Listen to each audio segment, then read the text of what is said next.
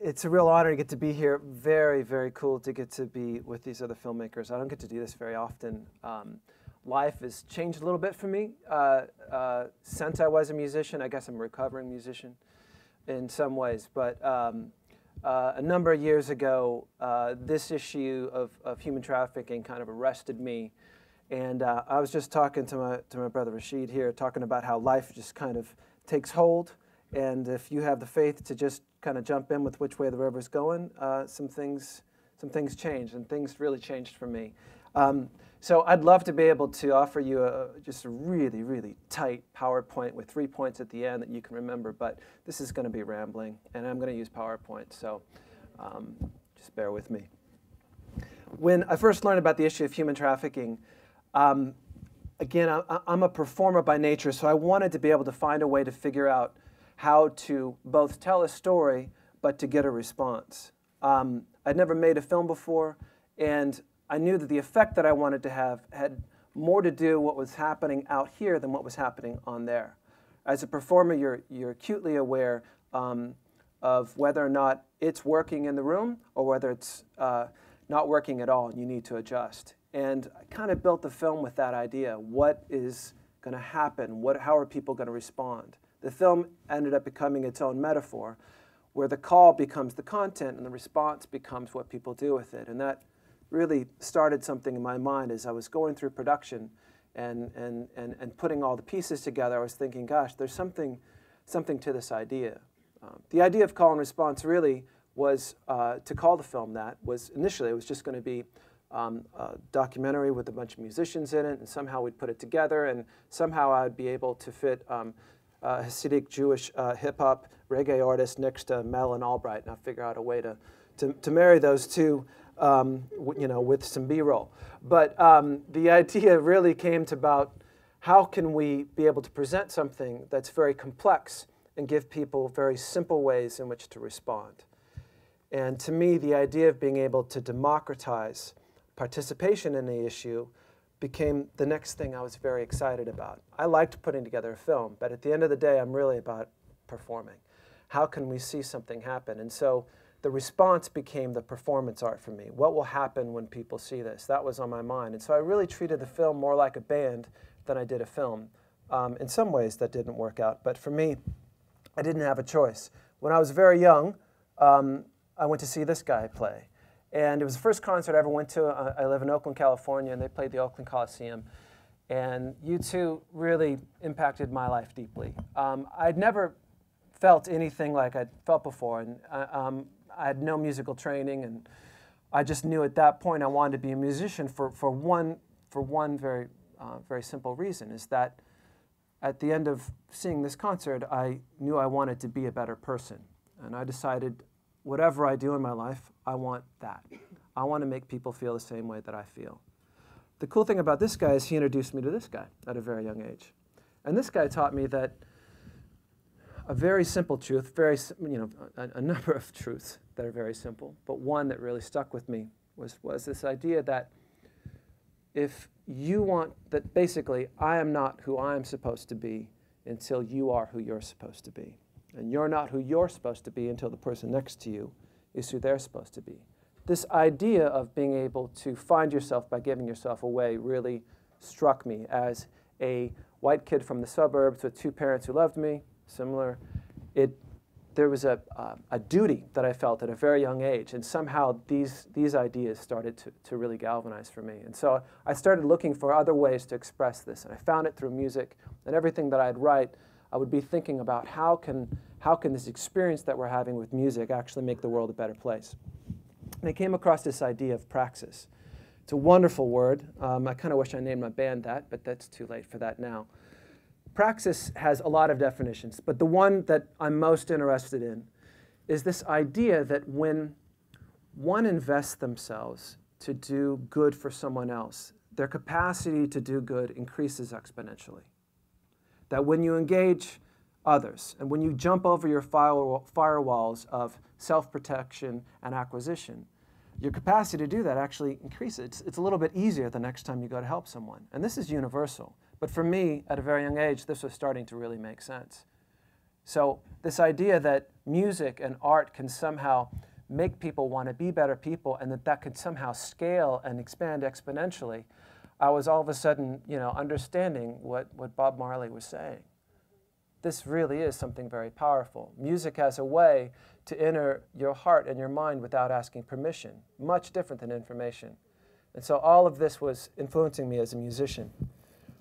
When the idea to put a film together with musicians taking on an issue that most people didn't even know was still going on, this idea of how do we connect the dots and how do we create a way for people to not just take in and ingest information, but be able to personalize that and make that part of their own story, became a part of our post-production. How do we distribute this idea so that this begins to scale? A big part of what I wanted to be able to do was connect the poverty of means, which a lot of these films deal with the poverty of meaning, which is a lot of what Western culture deals with.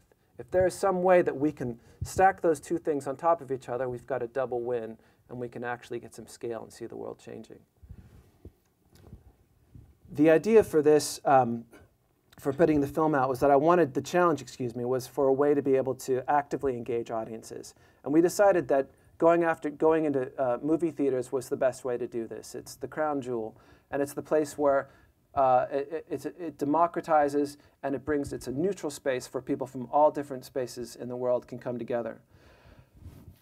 As I was putting the ideas together for how we were going to release the film and how to put the content together, I opened up Aristotle. No. I found out that the ideas that I was looking for were actually figured out thousands of years ago, so no originality on that. Aristotle came up with 3 basic activities for humankind: Theoria, Poesis, and Praxis, which really actually mean to contemplate, poetry, and art. These ideas became the bedrock of how we wanted to be able to not just put the film together, but able to put the film out. The idea that Aristotle can come up with, sorry, this isn't working. Sorry. Embedding all these ideas into our film, the idea of being able to create theoria or information, the idea to put it inside of poetry that actually levels the playing field and allows this information to distribute itself deeper into just the consciousness, but actually possibly the soul. And then creating a vehicle for which people can then act on that. For me, I felt very, very challenged by the idea that I just didn't want to tell people more bad news about the world. I wanted to be able to create a way for them to actually participate and get involved and actually be a part of the change that they wanted to see come out of this. So we had to figure out a way to make people aware, inspire them, and activate them. Theoria, Poesis, and Praxis. Information is one thing, and being able to tell a good story is a challenge that we all face as filmmakers. To inspire people, well, the truth is you get lucky. You find the right stories, and somehow it pulls itself out. This last week, I just got back this morning.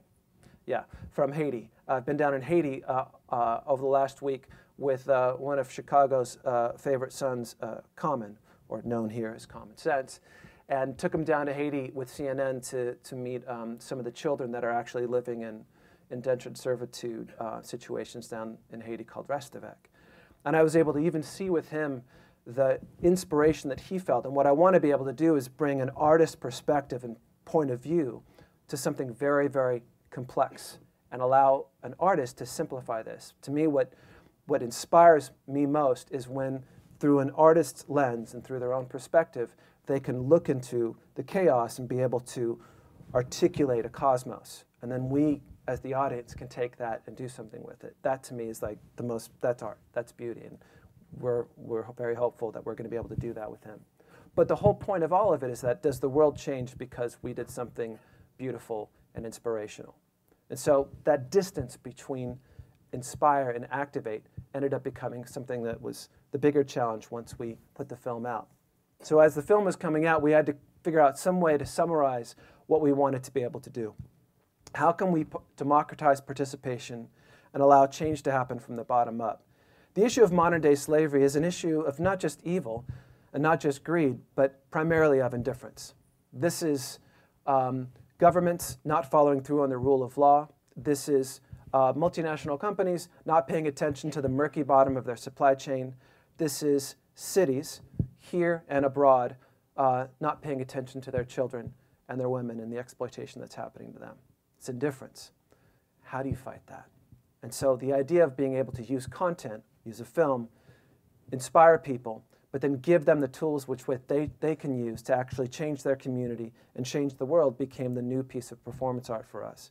So as we were putting the film out, we started to think of it not just as a film, but how can we put all the pieces together that actually bring the Teoria and the Poesis and the Praxis together. And so we built campaigns. We put licenses. And in any city that we were in, we created fake licenses with what looks like a driver's license. You know, when you walk in a Starbucks and you see a driver's license, it's like, oh, geez, you know, somebody left their license. You pick it up and you actually realize, oh, it got this identity of a trafficking victim, and it says there, it gives all this information about this person, and turn it over, and says, you know, go see our film at Landmark Theaters. It's helping though, right? It's promotion. We were able to create mobile devices and create additional content and create ways and a website in which people can actually engage after the film. We were one of the first films to actually do text to donate. At the end of it, we broke the fourth wall and got everybody in the theater to donate. And we've been able to raise, since then, over $250,000 for frontline projects working on human trafficking, all completely due to just people picking up their phones or going to the website and getting involved and inserting themselves into the story. For us, this became the most important way to not just think of our film just as the end product, but actually as the beginning for many people. And it went on from there to do more. But still, after the film came out, the idea of trying to figure out how to simplify a complex issue as human trafficking continued to stick with me. It was about then that the State Department contacted us and said, you know, we've been really wanting to figure out a way to be able to create the equivalent of what the environmental movement has in carbon footprint, and we'd love to be able to figure that for slavery. And I'm like, well, you know, okay.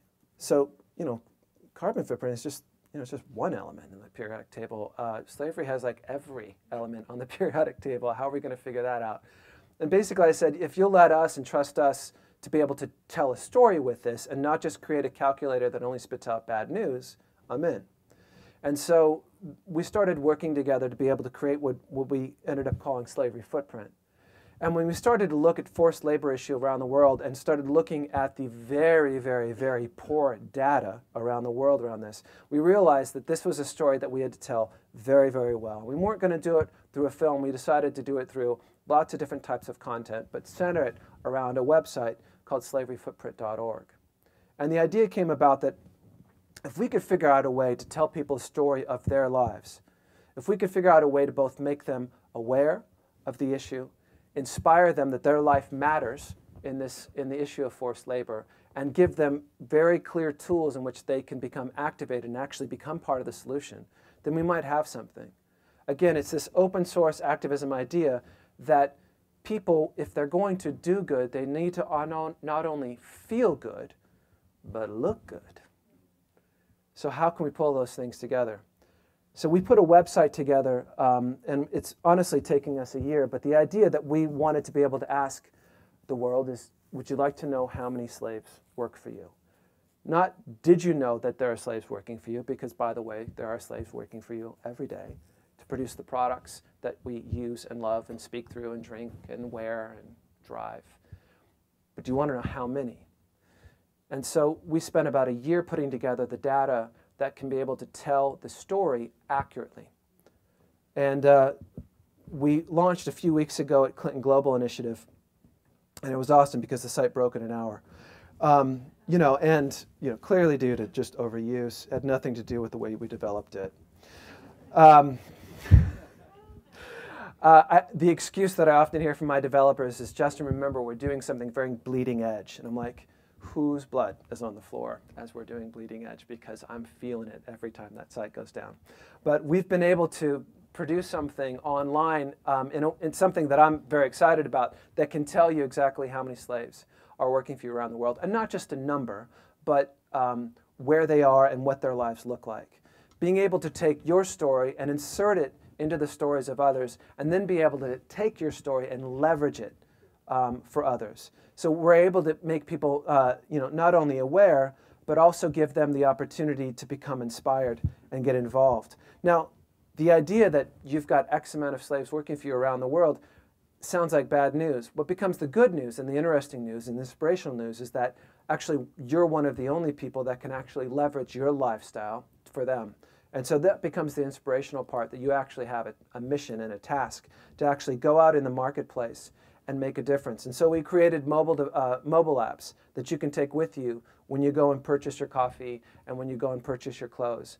Ways in which you can actually check in and advocate from point of purchase to be able to push on companies to let them know that I am out here, I am buying your product, I have no idea if there's slavery in it because you haven't really told me, but I'm letting you know, and by the way, I'm also letting everyone on my Facebook page and my Twitter account know as well that I'm buying your product and I'm wondering if there's slavery in it. And we figured out a way to do that from point of purchase. So this advocacy starts to build a database that's a very fair and even. We always say we're not handing out torches and pitchforks, we're just handing out very sharp carrots into the marketplace that can begin to build what we call market research so that companies can begin to engage this in a substantive way. Because again, the issue of human rights and the issue of exploitation is more a product of indifference than it is of evil. And I would rather fight a trafficker straight on than have to fight indifference. It's the most wily beast I've ever seen. And so our hope is that we can both not just both, but aware people of their story, inspire them to tell them that they have a role to play, and activate them through the technology and through the larger narrative that life is much bigger than 2D or 3D. We are living in a 4D world that is hyper-connected, and content is no longer just something that's projected. It's something that's shared. Thanks.